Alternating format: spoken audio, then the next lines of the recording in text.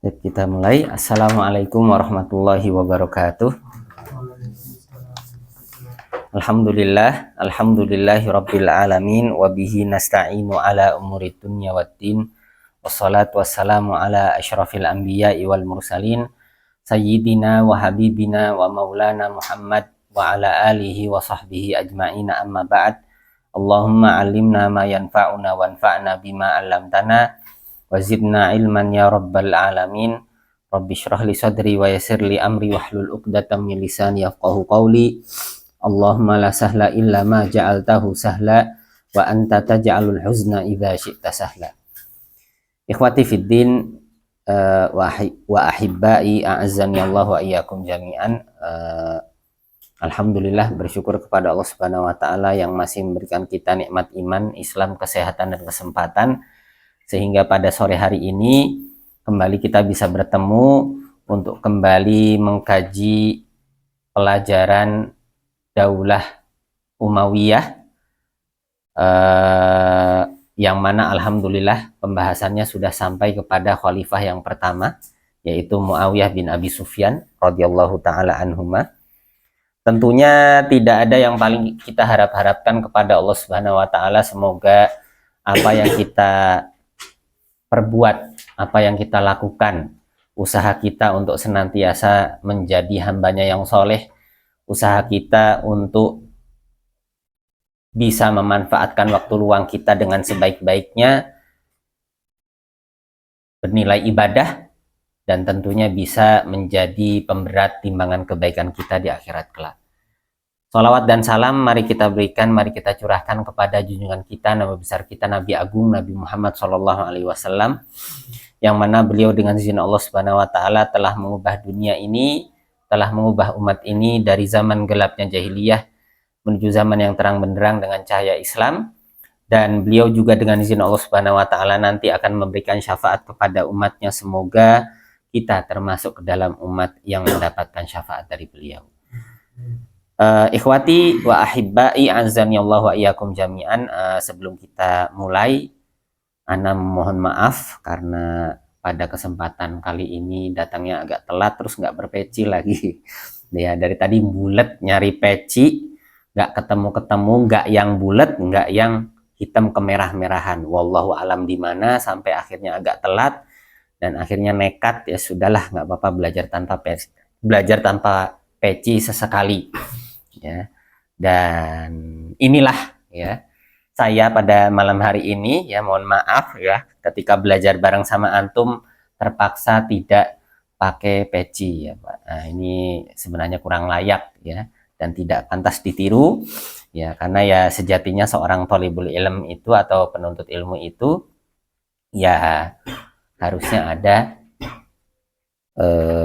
tutup kepalanya ya, seperti itu. Nah, ikhwati rahimani Allah wa iyyakum jami'an, kemarin kita alhamdulillah sudah sampai kepada pembahasan Muawiyah bin Abi Sufyan. Masya Allah, kemarin kita sudah mulai dengan terjemahannya seperti apa. Ya, terjemahannya seperti apa itu berarti biografinya. Ya, di dalam buku ini pembahasan pertama dituliskan tarjamatuhu wa fadluhu. Ya, pembahasan kita di Muawiyah. Ya, Muawiyah di sini berarti ya. Ya, pembahasan kita di Muawiyah bin Abi Sufyan. Ya, itu alhamdulillah sudah selesai dari tarjamatuhu wa fadluhu. Ya. Artinya apa tarjamatuhu? Tarjamatuhu itu kita bisa katakan sebagai biografi beliau. Biografi itu ya seperti bapaknya siapa, ibunya siapa, kemudian kemarin kita tahu juga lahirnya kapan, di mana, kemudian meninggalnya kapan, di mana, ya julukan beliau apa, lakop sama kunyahnya.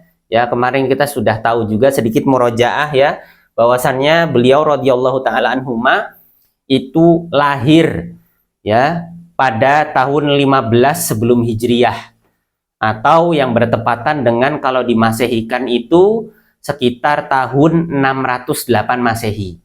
Ya, kemudian Beliau meninggal pada tahun 60 Hijriah, atau yang bertepatan kalau dimasehikan itu 680 Masehi. Ya, bapak beliau adalah Abu Sufyan, atau juga bisa disebut sebagai Sokhr bin Harb. Ya, dan ibu beliau adalah Hindun bintu Utbah. Ya, lakop beliau adalah Khalul Mukminin. Kenapa kok dinamakan Khalul Mukminin? Karena Mbak Yunya, kakaknya yang beda ibu, bernama Ummu Habibah, ya, Romlah, ya, bintu Abi Sufyan. Itu ternyata beda ibu. Ya, berarti Abu Sufyan di sini punya lebih dari satu istri.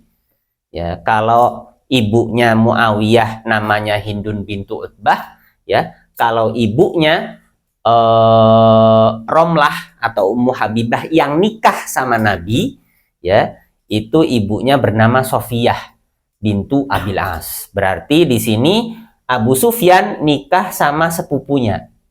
Ya, Abu Sufyan nikah sama sepupunya, yang mungkin kalau orang Jawa itu nggak kepikiran ya, karena pikirannya lu sama sedulur sendiri kok nikah, ya, apa nggak gimana ya, padahal di sini halal ya. Dan sebenarnya kita tidak boleh menyalami ya sepupu karena dia bukan mahram ya, seperti itu ya. Bapak ibunya sudah tahu, lakopnya juga sudah tahu, kunyahnya juga sudah tahu. Kemudian kalau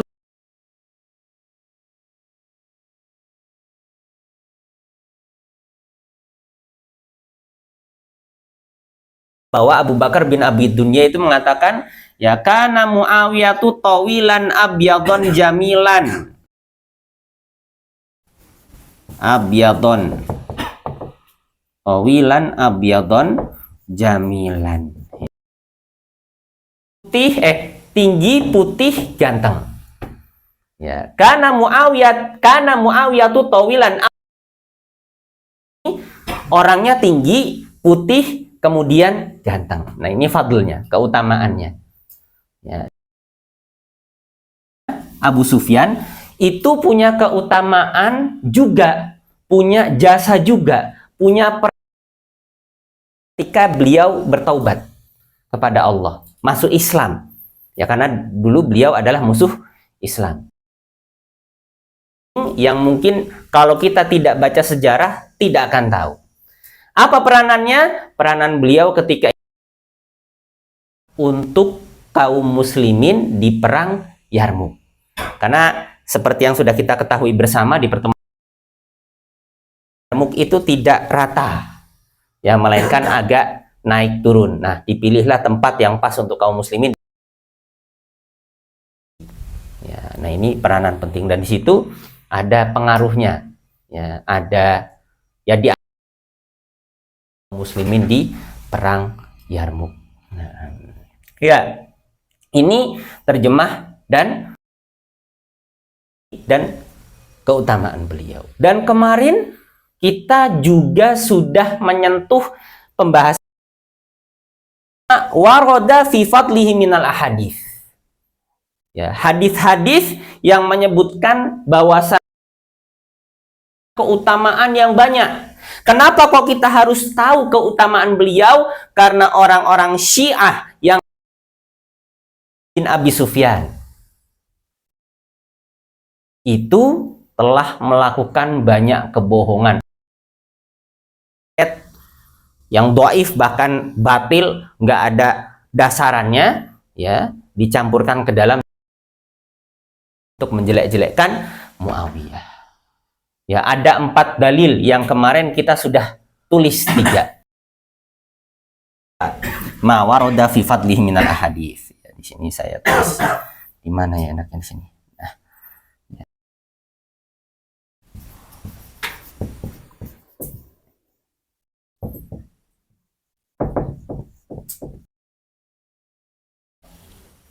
Ya, benar. Ada 4, betul. Fadlihi minal ahadits yang kemarin kita sudah tahu, ya, kemarin kita sudah tahu ada 3 doa yang sudah kita tulis. Allahumma Kita tulis dulu. Ya. Allahumma ja'al. Ya.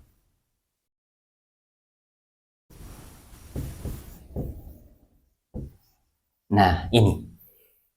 Intinya di sini supaya ya, Allahumma ja'alhu hadiyan mahdiyan wahdibih. Ya, Allahumma ja'alhu. Ya orang ya yang memberikan petunjuk, mahdiyan yang senantiasa diberikan petunjuk, wahdibih, dan berilah dia petunjuk. Ini ketiga-tiganya doa Nabi. Hadis-hadisnya Nabi.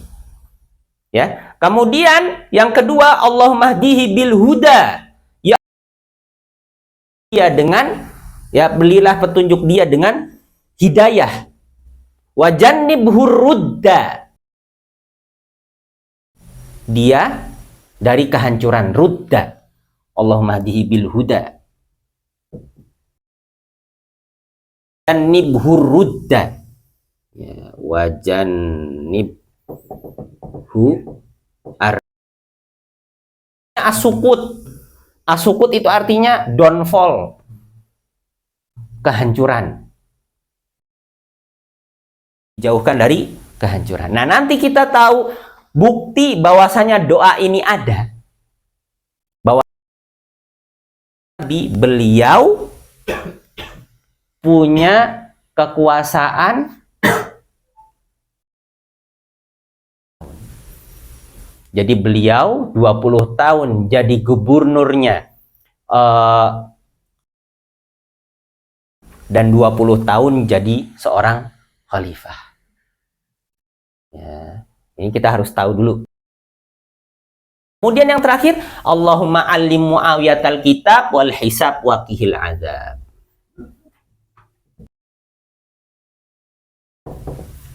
Ya wal hisab waqihil azab. Nah, kalau kita melihat di sini ada kata waqihi, ya kita akan keingat dengan ku anfusakum. Oh, nah, ini kalau kita belajar bahasa Arab jadi tahu apa dari kata waqoyaki. Nah, artinya melindungi, wikoyah, tameng. Ya. Ayatul kitab, ya Allah fahamkanlah Muawiyah tentang kitab Al-Quran, wal hisab,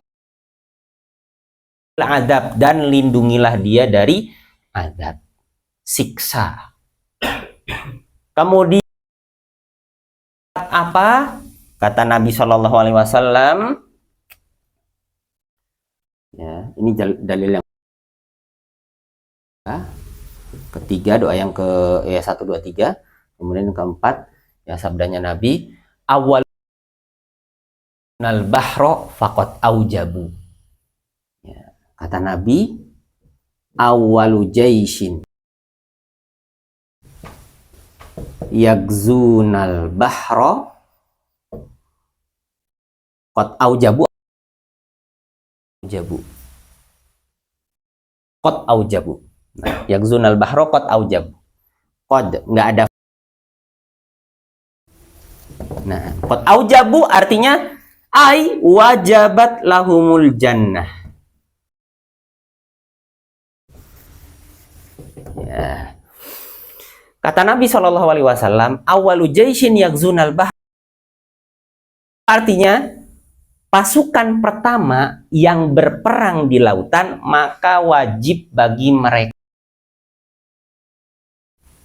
Dan ternyata pasukan yang dipimpin oleh Muawiyah lah di lautan. Dan di dalamnya ada istrinya seorang sahabat, Ummu Haram bintu Milhan, yang gugur di sana. Nanti kalau ada waktu kita akan cerita bagaimana gugurnya Ummu Haram bintu Milhan.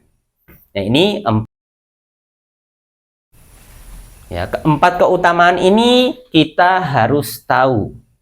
Karena kenapa? Ini dari perkataannya orang Syiah yang mengatakan bahwasannya Muawiyah itu ada.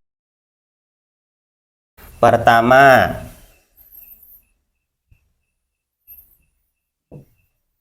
tamak ya, atau makar ya. Pertama, tamak, semuanya harus sama dia.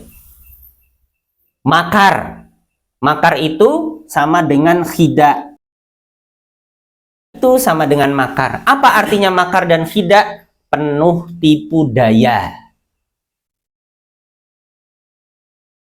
tipu daya ya, ya tipu-tipulah ya, yang harusnya pelaku jadi korban, yang korban jadi pelaku. Nah, ini perkataannya siapa? Orang-orang mugrid itu yang berat sebelah, tidak adil. Orang-orang hakid, ya hakid itu orang-orang yang iri dengki dengan Muawiyah bin Abi Sufyan. Orang yang mengucapkan ini yang paling terkenal, ya tamak, makar, khida, sama satu lagi, ya safkud dima, bahkan darah, alias mudah membunuh seorang muslim. Nah, ini lawannya. Untuk mengkanter, maka kita harus tahu bahwasannya oh enggak, itu semuanya bohong. Karena kenapa? Ya Nabi mengucapkan ini. Dan pasukan adalah pasukannya Muawiyah yang diikuti oleh seorang sahabat yang akhirnya Turki. Siapa namanya? Abu Ayyub Al-Ansari. Ketika itu pas ikut Muawiyah, umurnya beliau sekitar 75 atau 73. 73 atau 75. Tapi kenapa kok beliau ikut? Ya beliau ingin dapat busyro, kabar gembira yang telah dikabarkan oleh Nabi. Hondak, kan ada mukul batu 3 kali itu.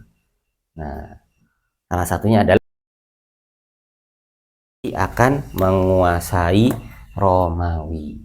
Dan ada Nabi juga bersabda, Konstantiniyah, fala ni'mal amir amiruha, wala ni'mal jaish dalikal jaish. Konstantiniyah, bebaskan. Sebaik-baiknya pemimpin adalah pemimpin yang membebaskan Konstantinopel, dan sebaik-baiknya pasukan adalah membebaskan Konstantinopel. Dan di pintu gerbang Konstantinopel, inna fatahna laka fathan mubina. Ada yang pernah ke Turki? Insya Allah ke sana ya. Tapi ingat, la tasyuddur rihal illa, jangan kita ngebet pergi kecuali ke 3 masjid ya. Nabawi sama Al-Aqsa. Tapi ya Al-Aqsa begitulah keadaannya, dan mereka tahu persis bagaimana keadaan kaum muslimin. Ya makanya berani. Beberapa pekan yang lalu ya saya melihat ya video di Instagram, karena yakin dia bukan seorang muslimah, datang ke sana ya, dan kayaknya dia seorang Nasrani sama orang Yahudi. Dia datang langsung, apa yang diperbuat oleh orang-orang Yahudi, anak-anak kecil diludahin. Kemudian ada yang di belakang ditendang sama anak kecil tanpa rasa takut. Apa? Tidak ada. Ya, nggak marah negara-negara Eropanya. Ya. Yang kedua yaitu mawaroda fi fadlihi minal ahadits. Ada 4 hadis ya yang tuduhan bahwasanya Muawiyah bin Abi Sufyan adalah orang yang tamak, rakus. Tuh 20 tahun tuh rakus kan?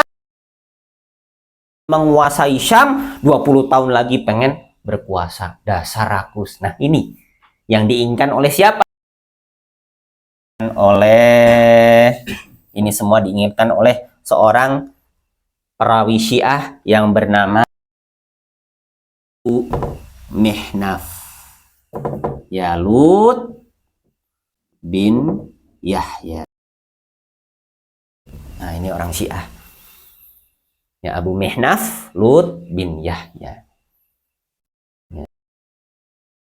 Yang kedua, kita sudah selesai. Ya, dan ini juga diikuti oleh siapa? Hakid itu orang-orang dengki. Ya, Mugrid itu orang yang berat sebelah. Ya, enggak. Ya, mustasyrik itu misionaris. Misionaris itu apa? Misionaris itu kayak kiainya. Ya, mustasyrik itu misionaris. Adalah orang-orang yang tidak mampu, yang mereka sekolahkan tanpa mereka paksa untuk ya, dengan kebaikan yang sudah diberikan, maka ya, bagi orang yang sudah dibaiki untuk mengikuti ajaran yang sudah baik sama dia. Kristen secara sendiri. Nah, dengan sendirinya, tanpa harus dia, ayo masuk Kristen yuk. Ya, di tempat saya pernah kejadian ya, dan pertanyaannya wallahu alam jawabannya seperti apa. Waktu itu di rumahnya ya, ada patung Bunda Maria. Si anak yang sudah berhasil dinasrani kerudung, ditanya, loh kok kamu pakai kerudung? Lah wong Bunda Maria aja pakai kerudung kok. Masa saya nggak boleh? 1000 bahasa. Ya, seperti itu. Nah, ini mustasyrikun. Ya, orang-orang nggak laki-laki, nggak perempuan, semuanya ada. Nah, alhamdulillah. Dan ini kita sudah selesai. Sekarang kita menuju kepada pembahasan yang ketiga, yaitu hukum. Ya, siasat beliau di dalam pemerintahan. Ya. Sudah ada monggo yang mau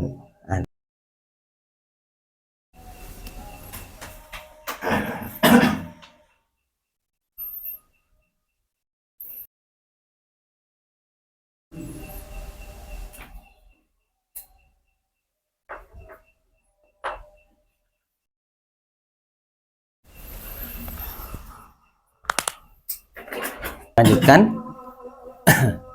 Alhamdulillah wassalatu wassalamu ala rasulillahi amma ba'd. Nah, alhamdulillah tadi di pembahasan yang kedua kita sudah tahu bahwa untuk mengkanter fitnah-fitnah ya yang datangnya dari orang-orang yang hasad, orang-orang yang dengki, ya orang-orang yang tidak suka dengan Muawiyah apalagi Daulah Umayyah, ya kita harus bisa ya mengkanter fitnah-fitnah tersebut ya, sifat-sifat buruk tersebut ya dengan 4 sabdanya Nabi, 3 doa ya, dan 1 lagi perkataan ya, perkataan yang mengatakan bahwasanya awalu jaisin yakzunal bahra faqad aujabu ai wajabat lahumul jannah, yaitu pasukan pertama dari kalangan kaum muslimin yang berperang pertama kali di lautan, maka wajib bagi mereka untuk masuk surga. Dan ternyata ada seorang syahidah di sana.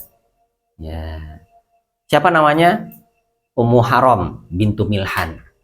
Ya, zaujahnya, istrinya Ubadah bin Somit. Ya. Siapa itu Ubadah bin Somit? Seorang sahabat. Nah, seorang sahabat. Nah, kemudian kita masuk ke siasatuhu fil hukum. Siasat beliau di dalam memerintah. Nabi Shallallahu Alaihi Wasallam itu pernah menyampaikan, mengingatkan, menasehati Muawiyah ibn Abi Sufyan dengan ya sabda beliau yang berbunyi, ya Muawiyah in wulita amron fattaqillaha wa'dil. Artinya apa? Wahai Muawiyah, kalau kamu nanti dilantik sebagai seorang pemimpin, maka bertakwalah kepada Allah Subhanahu wa taala dan berbuat adil. Ya Muawiyah in wulita amron fattaqillaha wa'dil. Nah, berarti yang pertama kita tahu apa? Beliau itu bertakwa kepada Allah Subhanahu wa taala dan berbuat adil. Ya, adil kemudian bertakwa kepada Allah. Ya. Nah, dalilnya apa? Yaitu tadi sabda Nabi yang berbunyi, ya Muawiyah in wulita amron fattaqillaha. Tulisannya salah.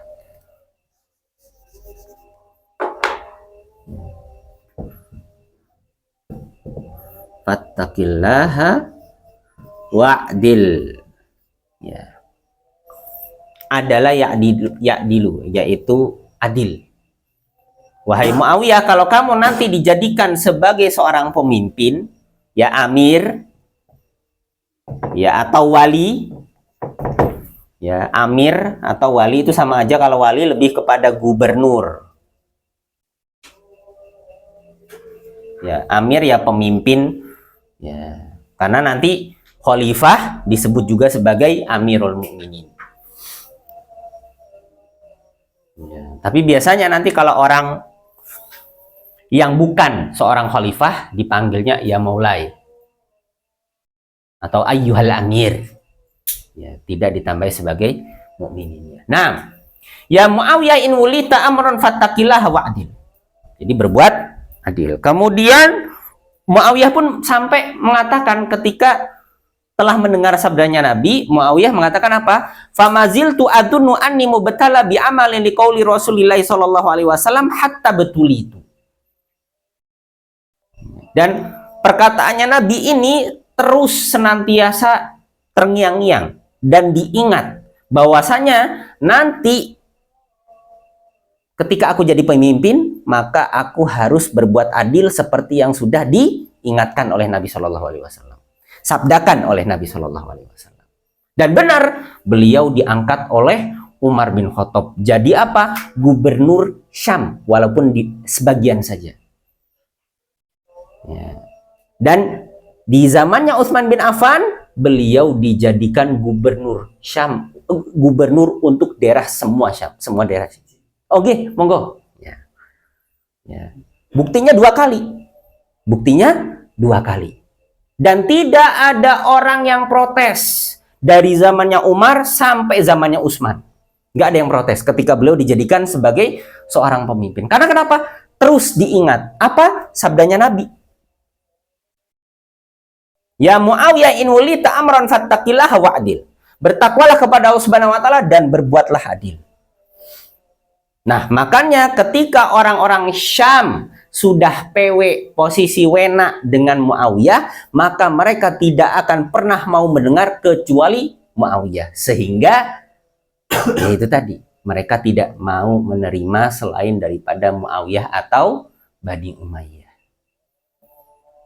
Sehingga di kemarin-kemarin hari ya, di pertemuan yang telah lalu kita tahu, oh ternyata ya pertempuran Siffin itu terjadi antara orang-orangnya Muawiyah dengan orang-orangnya Ali. Nggak mau nerima Ali, nggak mau nerima Hasan, bahkan sampai bikin Hasan marah dan sampai Hasan ngirim pasukan. Iya, karena mereka nggak mau dengar kecuali Muawiyah. Karena kenapa? Ya Muawiyah sudah adil, seadil-adilnya. Ya ini, ya sudah tinggi ganteng, sudah tinggi putih ganteng, adil lagi, ahlu ibadah lagi, apa namanya? Tahajud terus lagi. Sehingga ditiru oleh siapa? Muhammad Al-Fatih. Ditiru oleh Muhammad Al-Fatih. Ada yang bilang di umur 12 tahun atau 13 tahun beliau sudah menguasai 6 bahasa.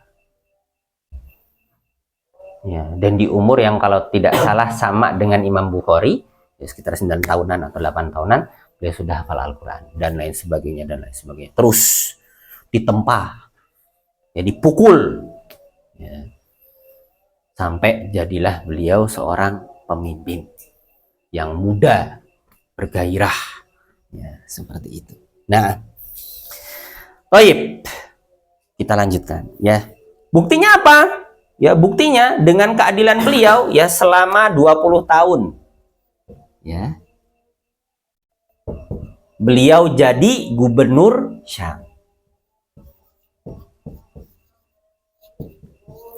Di zamannya siapa? Dimulai dari zamannya siapa? Dimulai dari zamannya Umar sampai zamannya Utsman. Ya. Baru setelah Hasan mengundurkan diri, beliau jadi lagi seorang pemimpin, ya 20 tahun, jadi seorang khalifah. Mantap. Karena kenapa? Tetap berusaha memegang teguh nasihatnya Nabi, ya, peringatannya Nabi untuk bertakwa dan berbuat adil. Takwa, adil, terus. Ya, makanya beliau sampai mengatakan famazil tu adunu anni mubtala bi amalin liqouli Rasulullah sallallahu alaihi wasallam hatta tulit. Aku menyangka bahwasannya nanti aku akan diuji, ya, dengan jadi seorang pemimpin, dan benar aku diuji, ya. 20 tahun, 20 tahun. Ya, dan beliau berhasil mewujudkan negara yang adil dan beradab. Adab itu muncul dengan rakyatnya yang yang mumtaz, rajin belajar dan rajin membaca dan belajar, supaya tidak jadi negara yang ya kita sering dengar SDM rendah, SDM rendah, SDM rendah. Di Jakarta, Mas, Masya Allah, jalur busway dengan jalur biasa sampai ada gundukan supaya tidak lewat, tapi tetap namanya Indonesia lewat. Sedangkan di Swiss hanya marka, nggak ada yang berani lewat. Marka saja, garis doang, nggak ada yang berani lewat. Kemudian semacet-macetnya di Jepang itu sampai masuk ke TV, disiarkan luas. Itu jaraknya jauh. Ini misalnya kendaraan, sini kendaraan, macet. Kalau Indonesia, sudah dipepet sini-sini. Jalan pelan-pelan dengan jarak kosong segini, itu dibilang macet. Karena kenapa? SDM-nya tinggi. Ya, kesadarannya penuh. Dan itu butuh waktu yang lama. Dan dimulai dari masing-masing diri kita. Ya, nah, harus sadar. Ya, harus belajar. Dan begitulah keadaan umat zaman kejayaan Islam. Masing-masingnya sadar, makin masing-masingnya mendekatkan diri kepada Allah Subhanahu wa taala, sehingga karena ngurus diri masing-masing jadilah negara yang jaya. Jadilah umat yang jaya. Ya, nah, seperti itu. Nah, ya ini berbuat adil. Kemudian beliau juga dicintai oleh rakyatnya. Karena berbuat adil, beliau dicintai oleh rakyatnya, dan beliau dekat dengan rakyat. Ya, dicintai oleh rakyat, ya, dan dekat dengan rakyatnya. Karena kenapa? Ya adil. Ya, bahkan ketika Muhammad Al-Fatih selesai, ya, membebaskan kota Konstantinopel, beliau pengen turun, kewajiban saya sudah selesai. Ya, saya sudah menggapai apa yang saya cita-citakan, menjadi orang yang ada di dalam hadisnya Nabi. Tapi justru malah ditolak. Sama siapa? Ulama dan rakyatnya. Jangan memimpin lagi. Masya Allah. Ketika turun malah dilarang sama rakyat. Ya, kalau di negara lain disuruh turun, tidak turun-turun. Ya. Nah, di manakah itu? Wallahu a'lam bishawab.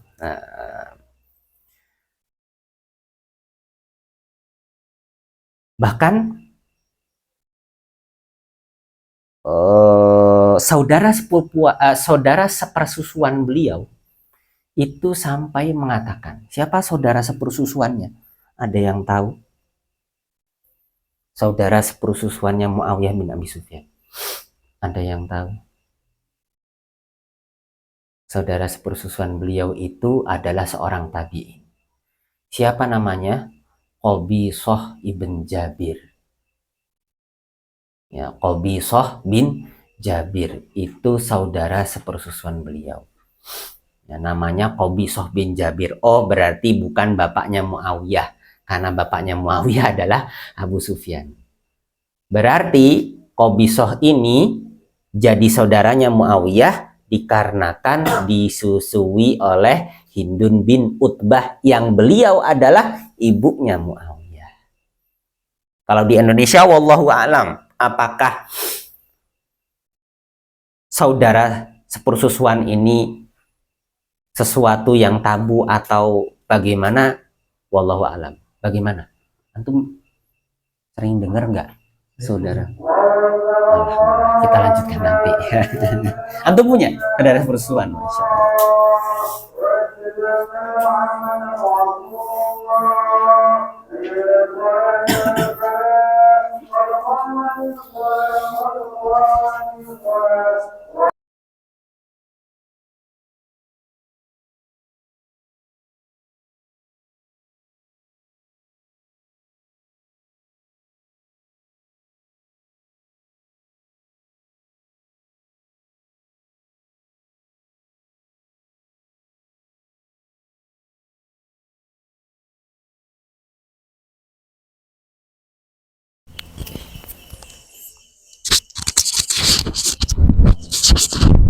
Baik.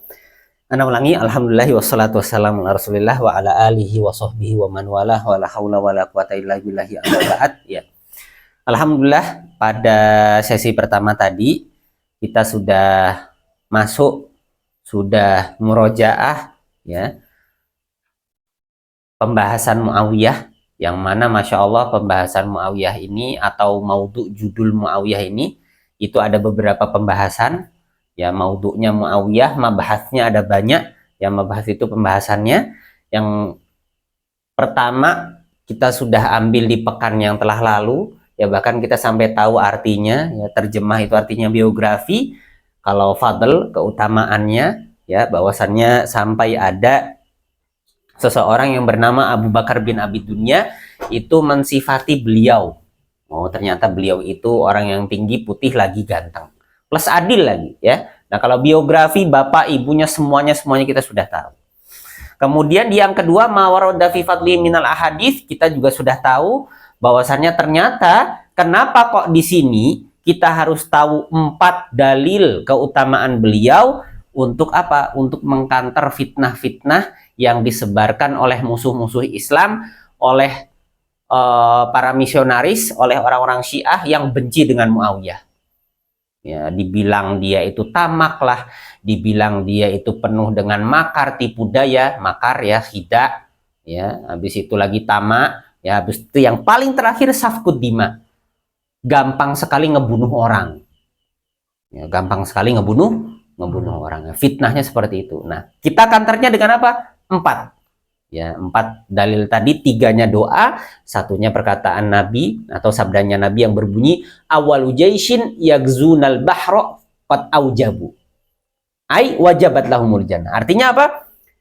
Pasukan pertama yang berperang di lautan itu wajib bagi mereka untuk masuk surga, dan ternyata Muawiyah lah yang jadi pemimpin pasukan yang berperang di lautan. Dan itu pertama kali. Dan banyak dari kalangan kaum muslimin yang ketika itu gugur dan terbakar oleh apa? Oleh api Yunani. Ya, oleh api Yunani. Dan persiapannya ya ketika itu sebenarnya sudah luar biasa, akan tetapi Allah Subhanahu wa taala belum izinkan kaum muslimin menguasai kota Konstantinopel. Dari kaum muslimin ada 8 kali percobaan, ya 7 kalinya gagal, ya 1 kalinya berhasil. Ya, sampai ada jadi tengah, mohon maaf. Nggak sengaja. Kan 7 kali benar kan? 7 kalinya gagal, ya sisa ini. Ya, 7 kali ya. 7 kalinya gagal. Nah, ini satunya berhasil di tangannya Muhammad Al-Fatih. Ya, oke. Dan itu juga penuh dengan usaha yang luar biasa, dan ada pelajaran yang bisa diambil. Jadi ternyata basilik cannon itu tidak bertahan sampai akhir kan, dia meledak. Faidahnya di sini apa? Allah Subhanahu wa taala kasih kita peringatan bahwasannya kemenangannya Muhammad Al-Fatih bukan karena si basilik cannonnya ini, tapi karena kedekatan kepada Allah Subhanahu wa taala. Karena Allah Subhanahu wa taala kan di akhirnya disuruh puasa, disuruh banyak ngaji, disuruh sholat tahajud. Ya, dan banyak cerita dari orang-orang yang melaksanakan sholat tahajud itu hajatnya terpenuhi, keinginannya terpenuhi. Tapi ya sayangnya sedikit dari kita yang mau sholat tahajud atau bahkan mempertahankan sholat tahajud itu. Nah, yang ketiga ya, inti daripada hari ini, siasatuhu fil hukum. Taktik beliau di dalam memerintah itu seperti apa? Taktiknya sesuai dengan sesuai dengan peringatan yang sudah diingatkan oleh Nabi Shallallahu Alaihi Wasallam. Ya Muawiyah, in wulita amron fattaqillaha wa'dil. Wahai Muawiyah, kalau kamu nanti jadi seorang amir, jadi seorang pemimpin, maka bertakwalah kepada Allah Subhanahu Wa Taala dan berbuat adillah. Karena adilnya Muawiyah sehingga Muawiyah itu jadi muhabbab. Muhabbab itu apa? Orang yang populer dengan kebaikannya. Tamilun nufus ilaihi. Hatinya orang itu jadi tamilu ilaihi. Maksudnya bagaimana? Ya itu tadi. Kalau nggak Muawiyah, enggak. Pokoknya harus pemimpinnya Muawiyah. Anak nggak mau, kita nggak mau, semua orang nggak mau kecuali Muawiyah. Karena kenapa? Ya sudah menyebar keadilan. Sehingga asbaha muhabbaban. Ya asbaha muhabbaban ila ra'iyatihi. Dia jadi orang yang populer di kalangan rakyatnya. Kalau pemimpin sudah jadi orang yang populer dengan kebaikannya, maka ya sulit bagi dia untuk turun. Ya. Bukan sulit untuk masuk surga, tapi sulit untuk turun. Karena kenapa? Rakyatnya sudah PW. Nah, ini yang terjadi pada Muawiyah. Bahkan dikatakan oleh saudara sepersusuan yang bernama Qabisah ibn Jabir. Ya, di sini perkataannya luar biasa.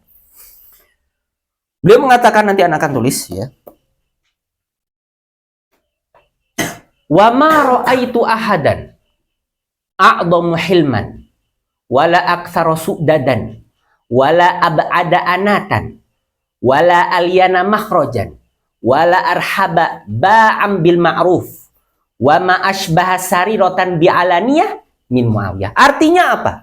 Kata saudara sepersusuannya yang bernama Qabisah bin Jabir, ya, itu mengatakan, aku tidak pernah melihat seseorang yang paling besar sabarnya. A'dhama hilman. Wala aktsara su'dadan. Yang kemuliaannya juga banyak. Su'dad, ya, itu artinya mulia. Syaraf. Ya. Wala ab'ada anatan. Artinya kembali lagi ke yang pertama. Orang yang sabar. Wala alyana makhrojan. Ana nggak pernah ngelihat orang yang paling luwes, orang yang paling fleksibel di dalam nyari jalan keluar. Ya. Wala arhaba ba'am bil ma'ruf. Orang yang gimana caranya harus beramar ma'ruf, berbuat ma'ruf.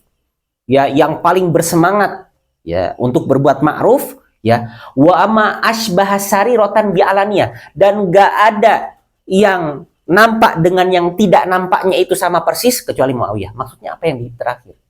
Orang bisa jadi punya dua muka. Bisa jadi kena penyakit apa? Ria. Di depan orang, Masya Allah. Allahu Akbar. Pas lagi sendiri, boro-boro sholat. Pas lagi banyak santri, ya, apalagi pemimpin pesantren, ya dia seorang ustaz, sholatnya khusyuk di depan. Tapi pas nggak ada santri, boro-boro jamaah. Bisa jadi. Nah, kalau Muawiyah yang nampak dan yang tidak nampaknya, yang nampak dan tidak nampaknya itu sama. Kapan orang tahu tidak nampaknya? Ya yang jaga beliau. Beliau punya hajib. Beliau punya seorang hajib. Apa itu hajib? Bodyguard. Yang menjaga beliau. Yang melihat keseharian beliau. Senantiasa berdoa. Senantiasa tahajud. Kan dijaga. Jadi yang nampak di hadapan rakyat dengan yang tidak nampak sama saja. Ya. Sahabat yang paling terkenal kayak gini siapa? Umar bin Khattab. Sampai bahkan orang yang dibantu tidak tahu kalau yang ngebantu itu adalah Umar bin Khattab. Sampai orang miskin yang dibantu sama Umar bin Khattab bilang apa? Ya tawalla amruna tsumma yaghfalu anna. Bilangnya apa? Dia ini jadi khalifah tapi lupa terhadap rakyatnya. Ngomong seperti itu di depan khalifah Umar. Dia bilang bahwasanya Umar nggak mikirin kita orang-orang miskin. Yang datang Umar. Nggak tahu. Tapi Umar tidak tersinggung. Dan dia sendiri yang bawa dakiknya, yang bawa makanannya. Dan dia yang masak. Dan dia lebih pintar masaknya daripada si wanita yang miskin itu. Luar biasa. Seorang khalifah nggak cuma jago berperang. Tapi juga pintar masak. Ya, berarti di sini kita tahu bahwasannya yang namanya laki-laki itu harus bisa semuanya. Maka nanti kalau kita sudah berkeluarga, sampai ada perkataan yang bilang apa? Bapak itu nggak boleh sakit. Karena kalau bapak sakit, sakit semuanya. Iya, kalau bapak sakit, suami sakit, nanti fulusnya dapat dari mana? Ya, ada yang bilang juga, ibu itu nggak boleh sakit. Karena kalau ibu sakit, nggak keurus semuanya. Iya kan? Siapa yang ngurus bapak, siapa yang ngurus anak? Ya, numpuk. Ya, setrikaan, cucian piring, dan lain sebagainya. Ya, sebagai seorang suami yang baik, maka kalau ada waktu luang, ya cuci baju, cuci piring. Seperti halnya antum di sini. Baik. Ya. Itu tadi yang dikatakan oleh saudara sepersusuannya. Wa ma ra'aitu ahadan a'dhama hilman. Ana nggak pernah ngelihat orang yang paling sabar, orang yang kemuliaannya banyak, orang yang kesabarannya luar biasa, orang yang paling luas, paling fleksibel di dalam mencari jalan keluar. Ya, orang yang paling getol, orang yang paling bersemangat untuk beramar ma'ruf, berbuat ma'ruf, dan orang yang tidak punya dua muka, benar-benar nggak punya dua muka, kecuali Muawiyah. Berarti amalannya jos. Kata siapa? Saudara sepersusuannya, Qabisah bin Jabir. Ini cara pertama, berbuat adil. Yang kedua, nyari apa? Nyari para pemimpin, para gubernur, pemimpin bawahan beliau yang benar-benar berkompeten. Sekarang katanya lagi naik daun ya. Apa? Timnas Indonesia ya. Karena katanya yang jadi pemimpin apa? PSSI ya, namanya PSSI kan. Kalau PBSI kan bulu tangkis ya kan. PSSI ya berarti ya. Yang punya PSSI-nya katanya dulu punya Inter Milan ya katanya ya. Nah itulah pokoknya intinya bener-bener katanya sepak bola sekarang dipegang oleh orang yang ahli. Nah akhirnya jadinya kayak gimana? Ya katanya lagi mulai meningkat ya, mendekati Piala Dunia atau apa itulah. Nah itulah pokoknya. Nggak kayak dulu. Ya, saya dengar sih katanya dulu sempat dibantai berapa gitu. Tapi sekarang lagi tinggi. Karena kenapa? Dipegang oleh ahlinya. Nah sama Muawiyah juga seperti itu. Ketika cari pemimpin yang benar-benar ahli. Ya di sini dikatakan apa? Waqad ahsana Muawiyah radhiyallahu taala anhu ikhtiyaru amalihi. Benar-benar milih orang-orang yang pas. Para pegawai-pegawai yang pas, yang kerja ya benar-benar dari hati, bukan kerja karena ada duit, ya, tapi benar-benar dari hati. Ya, kerja benar-benar dari hati, benar-benar dipilih. Ya min dawil kifayah wal akal wa husni tadbir. Benar-benar dipilih orang-orangnya yang benar-benar punya kemampuan, kifayah, kafaah, baro'ah, benar-benar ahli. Ya, antum kalau misalnya guru ekonomi syariah, ya berarti gurunya harus ekonomi syariah. Meskipun bisa semuanya, bagus. Tapi linear, baik. Ya. Dan sekarang sayangnya dibagi-bagi. Kalau dulu enggak, semuanya dibabat habis. Dilahap habis dulu sama kaum muslimin. Jangan kita kira Al-Khawarizmi yang menemukan 1, 2, 3, 4, ya, 5 dan seterusnya lewat sudut ini. Beliau tidak hafal Al-Quran. Oh, kata siapa? Beliau ahli matematika dan ahli juga ilmu agama. Hafal Al-Quran. Semuanya dibabat habis. Bahkan cerita berdirinya Mamlakah Al-Arabiyah Saudiyah, negara Saudi, ya, itu Raja Saudi ketika itu mengirim siapa? Anak kecil, Faisal. Tapi sudah pintar bahasa Inggris dan sudah pintar birokrasi. Karena orang-orang Islam dulu, wah, masya Allah, tolabul ilminya, menuntut ilmunya luar biasa. Sehingga semua ilmu dibabat habis. Ya, hampir tidak ada pembagian ilmu. Ada pembagian tapi semuanya dilahap habis. Karena ujiannya masih sedikit. Kalau sekarang ada ini, ada laptop, ada TV, isinya laptop, ya kan? Kalau enggak video, game. Kalau enggak game, video, ya kan? Dan lain sebagainya, dan lain sebagainya. Jarang, anak yakin 0,1%.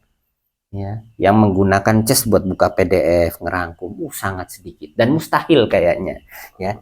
Seperti itu, hampir-hampiran. Ya, karena kita juga dulu pernah jadi seorang mahasiswa, sudah capek di kelas, ya pulang-pulang pengen santai. Pas mendekati ujian baru, sistem XKS.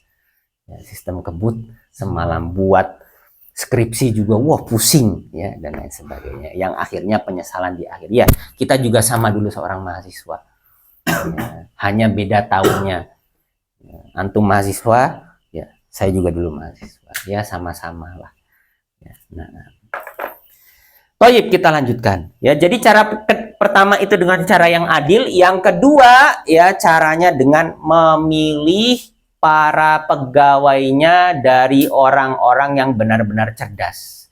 Siapa saja di antara pegawai tersebut dan kenapa kok harus dicari dari orang-orang yang benar-benar punya kemampuan, punya akal yang baik dan pintar mengatur, ya, serta ikhlas, karena dengan 4 ini para pegawai tersebut akan benar-benar menyokong, mensupport, mendukung, ya, mendorong, menaikkan, ya, pemimpinnya di dalam mensejahterakan rakyatnya.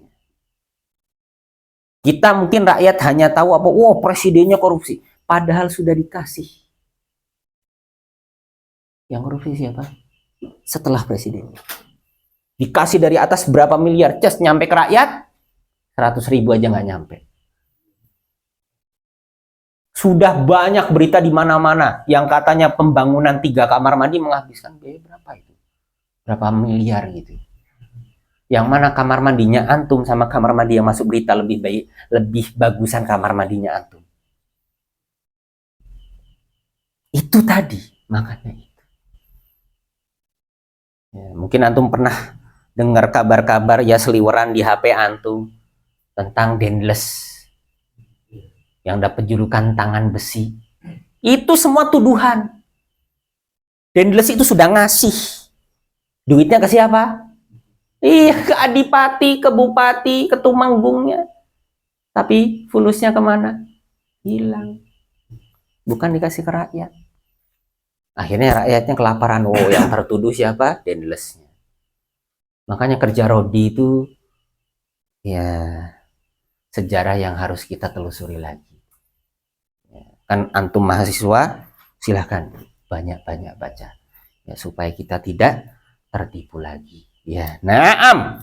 Ya, di antara orang-orang yang dipilih oleh Muawiyah siapa aja? Ada Amr bin As yang mengurusi Mesir. Ya, kemudian lagi ada Al-Mughirah bin Syu'bah yang mengurusi Kufah. Kemudian ada Ziyad bin Abihi. Nah, Ziyad bin Abihi yang nanti ada sambungannya dengan siapa? Ubaidillah bin Ziyad yang mendapatkan laknat dari Yazid bin Muawiyah dengan ucapan apa? La'anallah ibna Sumayyah. Terlaknatlah cucunya Sumayyah. Karena kenapa? Karena Ubaidillah bin Ziyad adalah orang yang ngebunuh Husain. Kalau orang yang ngebunuh Husain sudah ketahuan, Ubaidillah bin Ziyad. Tapi orang yang ngebunuh Hasan, Hasan tidak ngasih tahu ke Husain. Diracun. Tapi Hasan tidak ngasih tahu ke Husain. Karena kalau Husain dikasih tahu bisa marah besar. Ya, sehingga tidak dikasih tahu. Ya ini 3 orang tadi yang kemampuannya luar biasa. Amr bin As, Mughirah bin Syu'bah, sama Ziyad bin Abihi yang ketika itu memimpin kota Basroh. Dan dulu nggak ada negara Irak, negara Saudi, negara Bahrain, negara Qatar, negara Uni Emirat Arab, nggak ada. Semuanya satu daulah. Kalau kota besar disebut sebagai baldah. Baldah itu artinya negeri. Bukan Madinah, tidak, tapi baldah, negeri. Ya. Kalau daulah itu negara satu. Ya, makanya tidak heran dulu kenapa kok kaum muslimin selalu menang. Padahal lawannya apa? Gabungan negara Eropa yang kecil-kecil. 21 negara Eropa melawan Daulah Utsmaniyah, yang menang Daulah Utsmaniyah. 21 negara Eropa, bayangkan. Melawan satu Daulah Utsmaniyah, yang menang siapa? Daulah Utsmaniyah. Perang Mohak. Langsung waktu pas Eropa kalah, terjadi krisis moneter yang begitu panjang. Sementara Daulah Utsmaniyah begitu kaya. Antum tahu naungan bayi yang digoyang-goyang ini loh. Itu saking kayanya Daulah Utsmaniyah sampai ditaburi oleh batu-batu yang berharga, zamrud dan apa gitu, sama ada emas-emasnya. Saking kayanya. Ya, bahkan kalau antum pernah dengar cerita juga, ya pembangunan Basilicanum itu harganya 10.000 apa gitu, dibayar 4 kali lipat. Sama siapa? Muhammad Al-Fatih. Saking kayanya. Ya, padahal katanya dunia ini nerakanya buat kaum muslimin, tapi kayak surga. Kalau kita dekat dengan yang maha kuasa. Makanya kalau antum baca sejarah-sejarah yang bertuliskan bahasa Arab, mesti ada indamakunna uzoma, ketika kita sedang jaya-jaya. Nah, jadi caranya pakai 2. Siasatnya beliau di dalam memimpin negara dengan 2 cara. Pertama, berbuat adil karena teringat dengan sabdanya Nabi. Yang kedua, memilih para pegawai yang benar-benar punya kompeten. Ya. Zawil kifayah. Al-kifayah. Al-kifayah itu sama dengan kafaah. Kafaah itu kalau guru itu sudah sertifikasi. Nah, kalau antum berarti sudah lulus S1. Wah, sudah apa? Dipindah talinya. Wah, sudah cocok. Ya, sudah wisuda. Nah, orang sudah. Nah, antum mungkin pernah lihat ya, orang kalau di wisuda pakai kayak toga besar. Nah, itu dulu ajarannya kita, kaum muslimin yang ada di Andalusia. Dulu kalau ada orang yang pakai kayak gitu, sekarang kayaknya cuma orang Saudi doang ya. Ya, negara-negara lain nggak pakai. Kalau dulu ada seorang ustadz yang pakai kayak gitu, ini ustadz bukan sembarang ustadz. Dan nggak boleh orang biasa pakai, nggak boleh. Nah, sekarang dipakai oleh kebanyakan orang untuk apa? Untuk mewisuda para mahasiswa dan mahasiswi. Ya, nah, ini pembahasan yang ketiga. Ada yang ingin ditanyakan sebelum kita selesai? Jadi yang ketiga adalah siasat beliau di dalam memimpin negara, di dalam pemerintahan. Insya Allah Ta'ala di pertemuan yang akan datang, kita nanti akan membahas islahatuhu ad-dakhiliyah. Islahatuhu ad-dakhiliyah itu nanti kita boleh katakan sebagai prestasi beliau di dalam negeri. Ya, prestasi beliau di dalam negeri itu ada 2. Bahasa kerennya itu korespondensif ya, yang apa namanya, berkaitan dengan surat menyurat antar negara. Nah itu. Jadi yang pertama kali bikin surat itu kelihatan resmi banget. Caranya gimana? Dengan surat itu dilipat, kemudian ditetesin kayak lilin, baru dicap. Nah, itu. Ya, dan capnya Nabi kan ada di sini ya.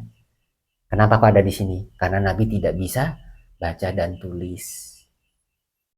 Ya, tidak bisa baca dan tulis sehingga di sini.